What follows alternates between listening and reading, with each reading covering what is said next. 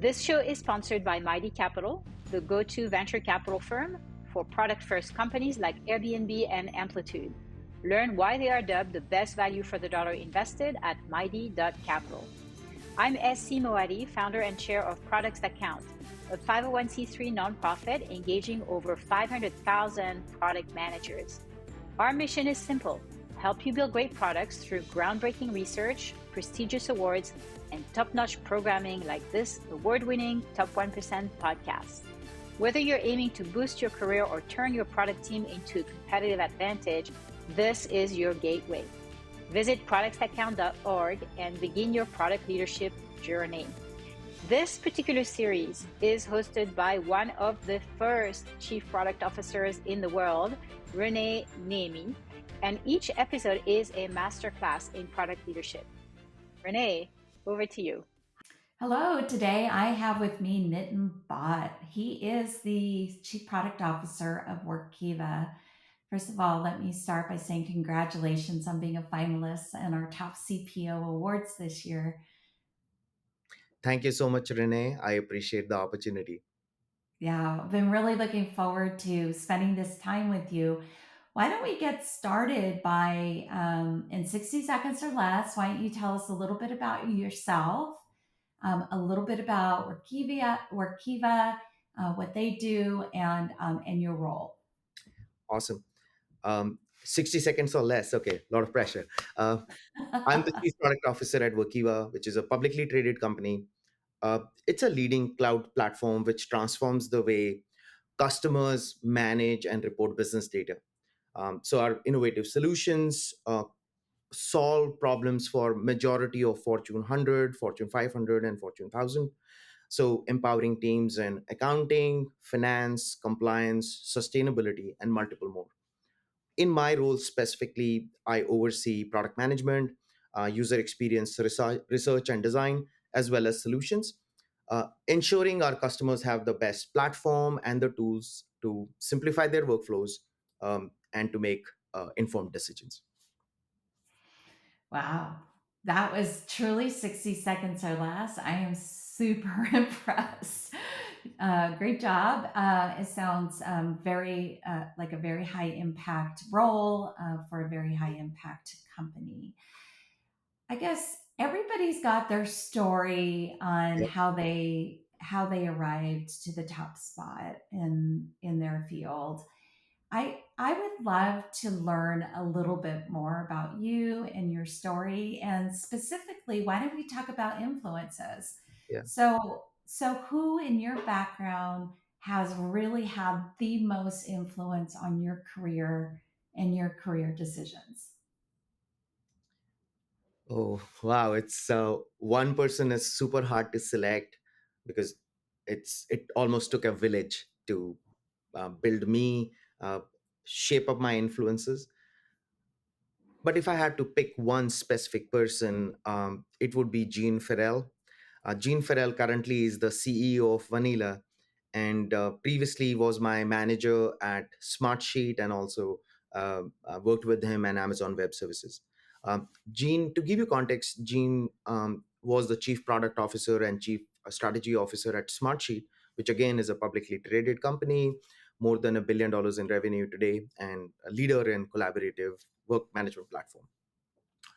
The biggest thing for me when I think about Gene um, was his. There were multiple facets of it, and if I think about that, his leadership style, his ability to connect the dots and the big picture while remaining in the details, um, ability to lead from the front, providing inspiration to teams, to people, building that confidence in customers, his humility, his servant leadership style, as well as the one of the biggest things is also his ability to remain cool as a cucumber in a crisis.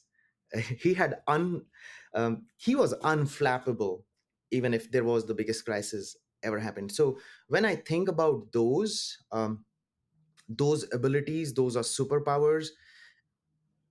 I aspire to learn a lot from him and a lot of other people who I worked with.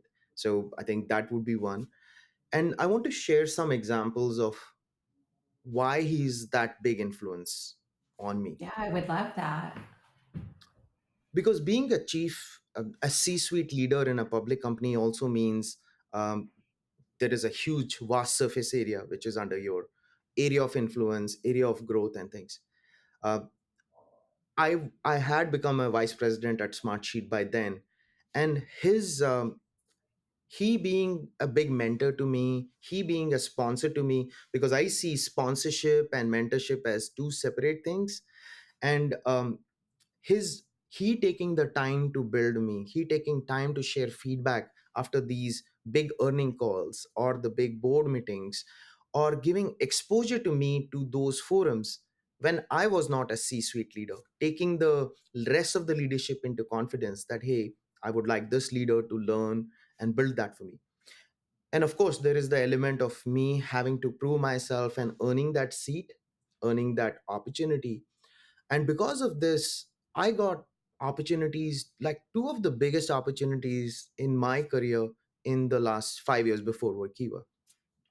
One specific example was to represent Smartsheet for government, which was a completely new business, and getting in front of major government and military leaders in Pentagon, or like the biggest government institutions, and representing Smartsheet, or getting an opportunity to lead a multi-million dollar three-digit beefy deal to acquire a company. And my background is not from M&A. I come from an engineering and product background. So when I got that opportunity to negotiate with the target company, negotiate and make a case for this in front of the CEO, rest of the C-suite, the board, it took me outside my natural comfort zone. And I think he taking the time to guide me, to build me, uh, and also share critical feedback with me where I was wrong, and doing it with that kindness and warmth. um, I really think that was such a big empowering thing. And of course, Gene is one of the persons I would love to mention, and there are a lot of other leaders. um, if I think about, I know you asked me about one person, but it would be unfair if I don't name the others who have helped me shape this journey. Yes, please Shivi share. Shankaran, Shivi Shankaran, who was the leader of Amazon customer returns, which I'll talk to you later in the interview about his story, how he helped me. Or my current manager, David Hela, who has been at Workiva last 14 years, and his humility, his depth, what he has built. Every day I get a chance to build on my strengths and also improve on the the depth of the new area, depth of a new vertical. So to wrap this up, I would say it always takes a community, a team. It's never, you are never self-made. So I would attribute it to a lot of people, and also my family. So again, um, I long Yeah, answer to a short question. but can I just add, it does take a community, but it also takes a special person who 100%. is able to absorb those learnings Yeah. and take action on them.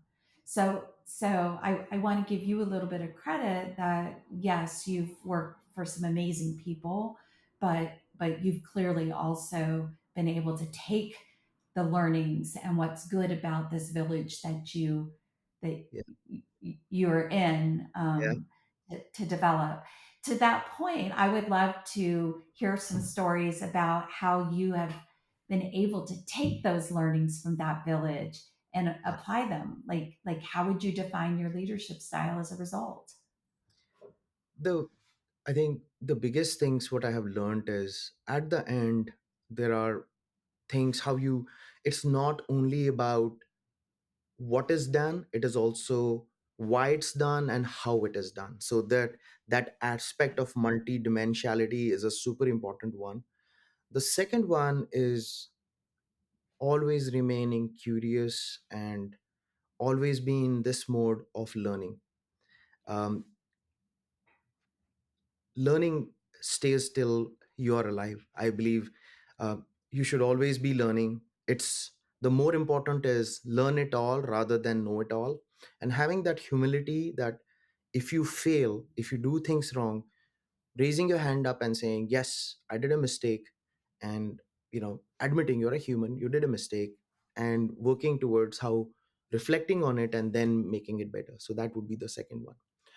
The Yeah. third one also is connecting the dots together, being able to share your vision, your strategy, and also your depth with peers, with people in your teams, with customers. That ability to connect and thread through the details on if there is something you are doing, why is it worth pursuing? How is it going to benefit the customer?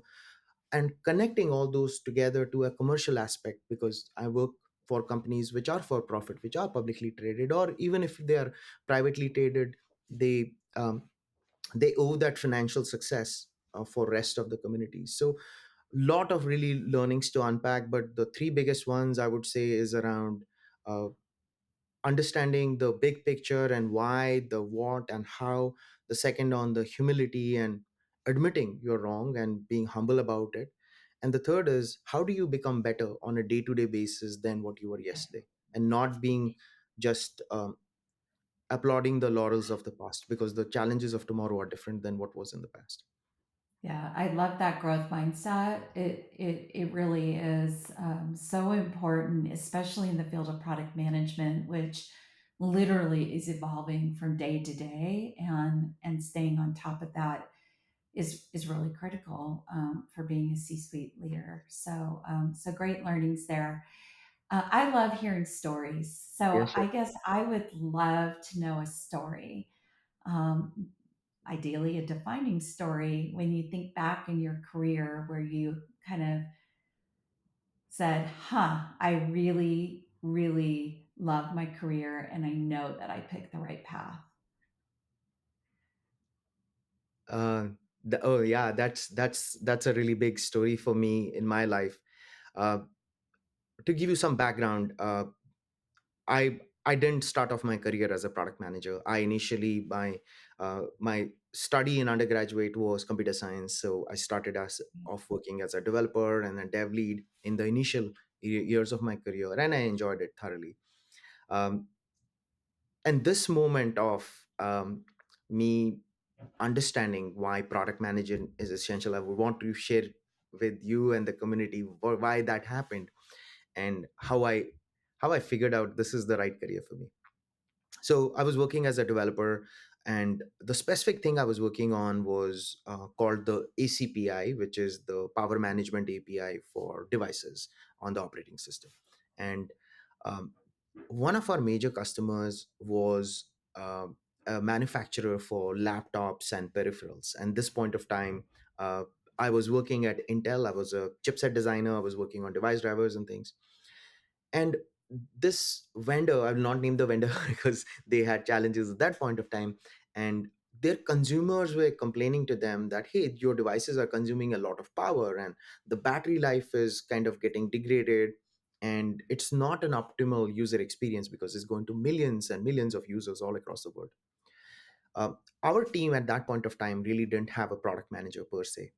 And I was voluntold that, hey, you become the product manager because you like talking to customers. And I think that moment of such a big moment of me being talking to this big company, which is not a US based company based out of Asia, and how how their technology and their core stack was empowering users all across the world, across Asia, Africa, North America, South America, and how this problem was affecting in geographies which didn't have power. Like a lot of countries don't have 24/7 power. And when students in schools were getting affected, or offices in a lot of these developing geographies who didn't have power was affecting their lives and their work, I think it was such a big aha moment for me that how can work of my teams and my company impact customers all across the world. And we were able to turn around, make massive optimization in the ACPI stack, the device driver, and cut the power consumption by more than 30%. And of course, this has been work which has happened for a long time, but that moment of the team success, that we were able to as a team come together and solve a complicated, um, kind of unsurmountable for us at that point of time, building this confidence in the customer that we at Intel cared and wanted to do the right thing. That was such a big moment, and that factor led me to believe this is going to be an amazing career. There was no formal product managers those point of time. The only big role, which Google had not even started that, as it's 2005 6 I'm talking about. And um, the program manager was the only one at Microsoft. And I think that led me to do my MBA, which led me to understand the math, the customer problem, the unit economics, the market, the strategy better. So of course, being having a technical background aided with this business understanding really put me in a great spot to choose the right career. Now it's almost close to 2 decades or 18 years since I've been a product manager, and I enjoy it every day. Yeah, so it's just a really great story on when you realized you almost kind of. And by the way, I think your story is very common because although it's changing, there is, you can't go to school to be a product manager. Yeah, sure. Although that is changing. But historically, we all at one point or another step into it, Yeah, uh, and that it's right. It sounds like that you really got a lot of fulfillment, like personal fulfillment, out of solving that big customer problem. right. No, It's crazy. Yeah. it's and I think that's one of the biggest motivators also for me, that uh, my value system of how our teams, how our company is adding to the life of the customers. What are we doing in service of our customers, of our partners, our ecosystem? How are we thinking about innovations? How are we thinking about making their lives better? How are we thinking that they get to the insights they want to in the most efficient and effective way? And that honestly has been the biggest thread, personally, that inspires the places I have been in or the teams I get to work with. So yeah, that's a really big part of the story. Yeah. That's a great story. Thank you for sharing that. I'd love to shift gears for a moment and talk a little more tangibly around the craft of product management. We all developed, you know, best practices and our own flavor of our secret sauce, right? As we go through our career, Yeah, I would love to learn a bit more about what you consider to be your secret sauce. And I'm going to put an and in there yeah, because I would love for you to do this, with the lens of a leader. Like, sure. how you've been able to leverage your secret sauce for your success, but then in turn, your team's success. Love to, by the way, hear any stories you might have around that too. Yeah, so um, I'm not trying to evade the answer, but I do still do think, I still believe I have long ways to learn and achieve, so can't really claim success. So I'm still work in progress, so I would not claim success. But to answer your question specifically, there is no one single secret sauce. Um, I would always go back to this being fortunate to be working with the fantastic teams, um, aided by really bold leadership around vision, strategy. There is element of personal, element of perseverance and grit, and ability to stay curious, which I would say has helped me a lot in my journey and in my craft. I'll give you a specific example of how this perseverance and grit and ability to stay curious has helped me. When I was thinking about reflecting on this journey, the first 10 years of my career were in deep hardware and software stacks. I was working at Intel, Intel in the device drivers and the graphical processing unit, and like deep device drivers, hardware innovations and software innovations. At Microsoft, got into more operating system and systems and really deep computer science kind of problems. Uh, but then after 10 years, it was a chance. I was moving from Microsoft to go to AWS because I was in the Microsoft Cloud division, trying to go to AWS Cloud division. And that directly didn't work well because you know you're working from one part to another part, and Amazon suggested that hey, you could work in the for non-compete reasons, you could work in a different part of the business. And I explored a different role under Amazon.com, which is the logistics, supply chain, transportation part of the business. Mm. And that is a business I had zero idea about.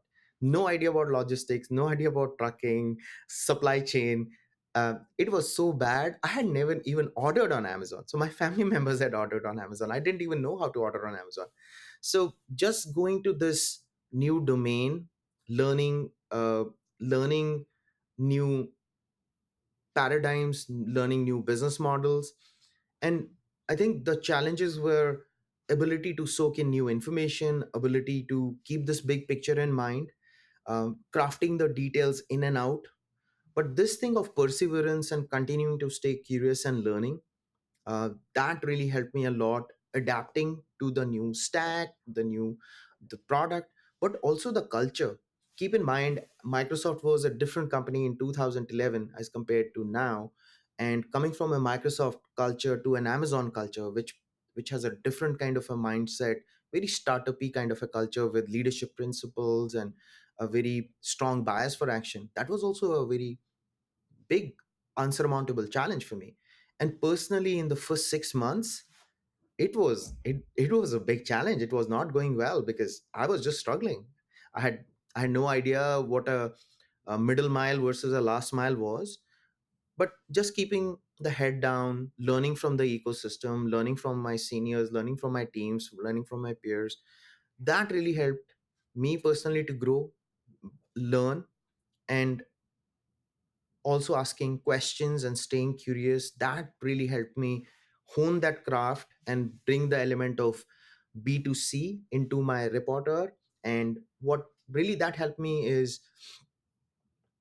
scale the business. And 2012, Amazon at that point of time was becoming Amazon Transportation, which is a multi-billion-dollar business now.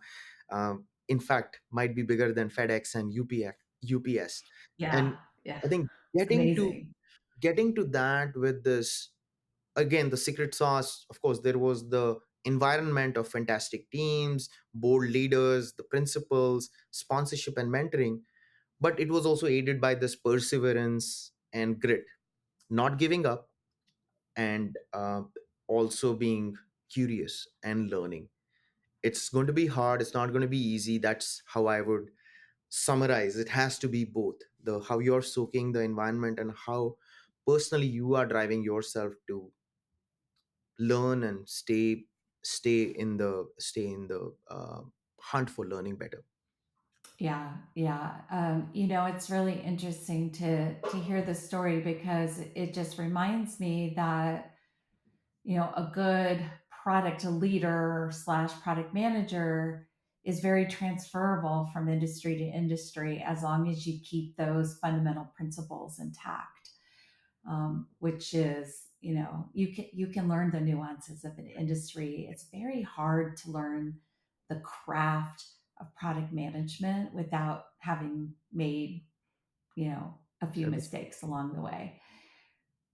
I want to transition that conversation we just had to more of a leadership view of the same topic. So um, when you think about your journey and all that you've learned, how do you guide those on your team? How do you hire those on your team, and kind of pay it forward, if you will? So if I understand the question, you're saying what kind of traits I'm looking for in people when I'm hiring them, and how do I help them bridge this gap? Exactly. Yeah, that's a great question. There are some fundamentals which are required as part of the product management craft, and I think that is as part of the interviewing process. That's something I seek to build. Things around ability to think big, things around ability to handle ambiguity, because there is no textbook, there is no the problems you're trying to solve are multidimensional. It's just not a pricing, packaging, bundling problem. It's also with connected with two-sided marketplaces, understanding of the market, competitive analysis. So it's kind of much more subjective and speculative as compared to other areas on data and insights.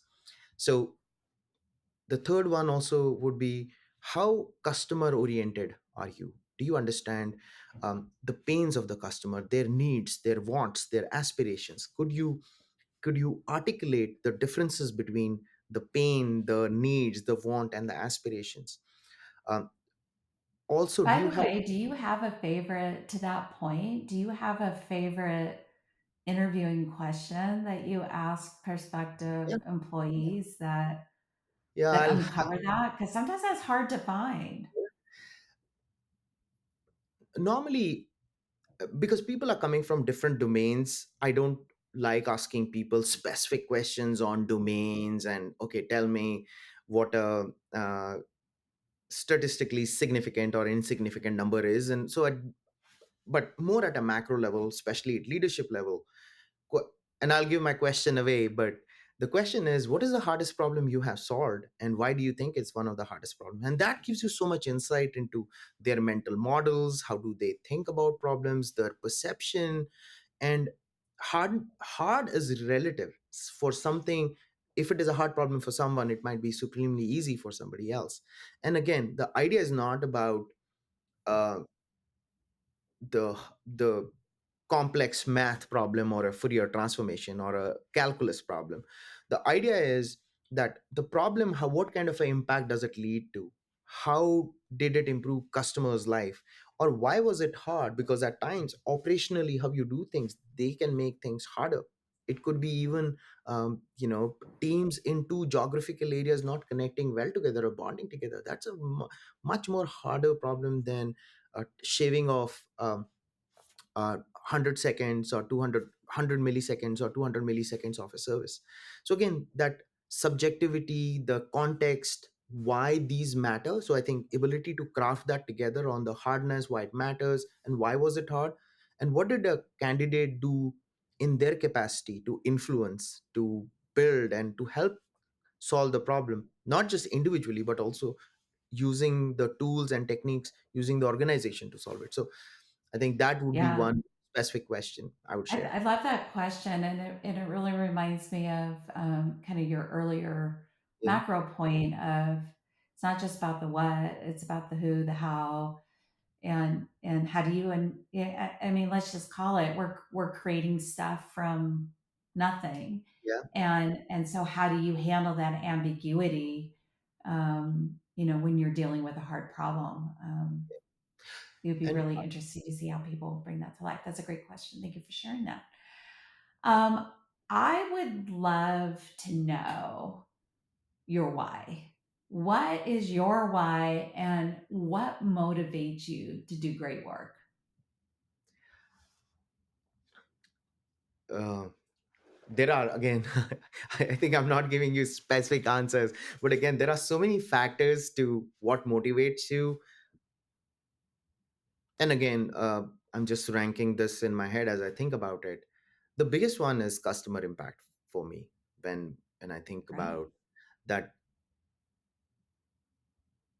how the work you are conceiving or thinking about, conceptualizing, strategizing, designing, executing on, how does it improve customers life, whether it's around their their their productivity, how do they get more to their work in the most efficient and effective way, how they can go to the next level of innovation. That's a one of the biggest factors for me. How does that piece on customer impact? Second is around this success together. It's a team sport. It's a team sport, absolutely. It's not individual brilliance. Of course there is individual brilliance, but as a team together, how do you uh, how do you collaborate together, how do you win together, how does the company win together, and how does the ecosystem win together? I think that's the number two. You can't win alone, absolutely not. Even if you're a $1 billion plus company, and that one example I can give you from Microsoft, like the moment Satya came in and changing the paradigm on how to connect well with the ecosystem, suddenly their market cap went from $300 billion to $3 trillion now, and one of the most successful companies. Again, this example of not only just taking you the company but also the ecosystem together. That's the second one. There are more factors. Let me think. uh, Third is more around motivation, professional growth. There are areas you don't know. um, like as a product leader or product manager or a person, there are a lot of times you do that for the first time. um, 10, 12 years back, I had never worked in Brazil or never worked in Mexico, launching products in different parts of geography in Australia, and different kind of challenges. So this ability to learn diverse kind of problems, it builds tools, mindset, skill sets which no one will build you. So I think that professional growth is a very important piece. And in that, success is actually a really lousy teacher. Success actually teaches you lesser things than failure. The ability to embrace failure and learn from it, don't lose the lesson. I think those pieces are connected with the professional growth. um, um, there is also an element of industry influence, that how your company, your team, also to some extent you are setting the standards for the industry, whether it is around how business are operating, how their opportunities are getting converted. And you have opportunity as a product manager, right from an individual level to the CPO level to, or even a CEO level, to influence customers, ecosystem, industry. Absolutely. And um, the last piece is also uh, personal fulfillment, that when you solve a really complex problem, uh, you enjoy that. Being in the complex problem is hard day to day. Every day you are, at times you are demotivated, at times you're almost at the verge of giving up, but this this perseverance, this grit of going through the problem and um, kind of succeeding against odds, that is also an element I would say motivates me. So again, I I gave love you a it. long answer to a short question, but there are multiple factors to the motivation Yeah, at work. but it's helpful to it's helpful to get your lens on kind of the bigger picture of what drives success. So super helpful. Thank you. Last question. We can't leave a conversation in this day and age without talking a little bit about our favorite topic, AI. Yeah. Specifically, I would love your perspective on how AI, what is your view on how AI will impact the role of product management in both the short term and the long term? AI is really a tectonic shift in the way how AI has been there for long, but just with advent of Gen AI and what has happened in the last couple of years is going to change the landscape significantly, which is a good thing, because what is going to help is the short term. The focus is for product managers is going to be on high value activities, things around where AI will find you a lot of these data driven insights, finding you anomalies, and finding you these challenges within data. So conversion of data to patterns to insights, AI will drive that a lot. But this piece of how product managers can spend more time on high value activities around making informed decisions on strategy, making informed decisions on markets, pricing, how to serve the customer better, I think that would really up level the product managers. And there would be also a stronger differentiation in companies how they use um, today data is used a lot for uh, causation rather than correlation. So I think getting much more fine tuned on if these anomalies are happening, how is it changing our revenue or not changing the revenue. I think that will become much more sharper and better attributable. So that is the first one. The second one is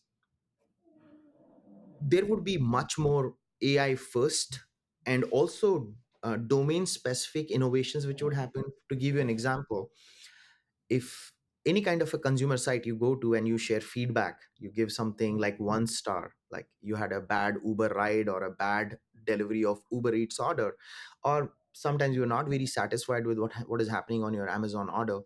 The ability for AI to read those patterns of natural language processing, which has been there since a long time, but really, and of course, the computing power was also available. But the ability to connect all this together to specific SKUs or geographies or drivers, I think that was a really big problem. I think the ability to connect that together would become much more better short term. The third thing Mhm. is also, I sense is operations would become much more easier.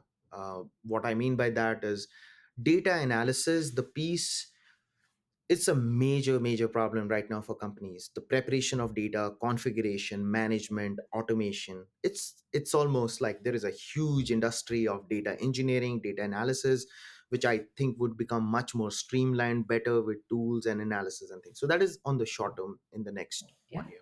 that makes perfect sense. In the long term, just to wrap it up very quickly, in the long term, product managers would have to think about ethics in AI.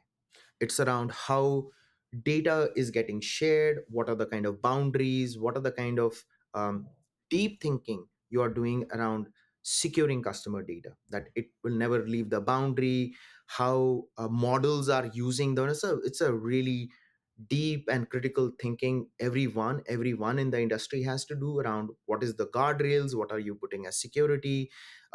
It The onus is on the companies and specifically product managers to build that muscle. And it's a subjective thing, but just understanding what it would mean and building the right frameworks, security models and things, so that customers interests are always paramount. And I think that is the one.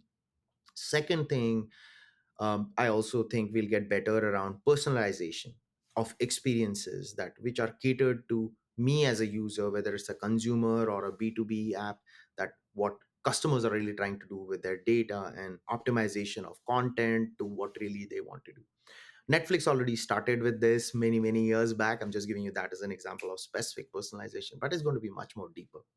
That is just not going to be limited to, giving you a Netflix example, just not going to be limited to movies, but to shows and sports and things. So suddenly the Right. aperture is going to be much more bigger, and the companies who crack this model are going to be the winners. So again, I can talk about this topic for the next 2 hours, but it's so fascinating and things, and feel really fortunate that we get to work while these big innovations are being created. Awesome. Well, thank you for sharing your perspective. There's a lot to think about in terms of the future of AI and product management. Love your stories. Thank you for sharing, and thank you for spending time with me this afternoon. Renee, thank you so much for the opportunity. And I also want to plug in for PTC. Over the years, I've been very fortunate to get a chance to um, share whatever little I know with the community. And the community has also helped me learn a lot. So uh, I think really excited about what the community is doing for the better welfare of product managers, but of industry as whole. Because if we all learn and we are better equipped, it makes our customers, our ecosystem, all of us better. So thank you, to SC and the whole community behind PTC. Thank you. Oh, thank you for that. All right. Have a good one. Bye bye. This is SC Moadi again, founder and chair of Products That Count. Thank you for listening to this episode. If you like what you heard, be sure to leave us a review on your favorite platform, including Spotify and Apple. And please check out our other resources at productsthatcount.org. They're designed to accelerate your product career and make product the most important function in business. Until soon.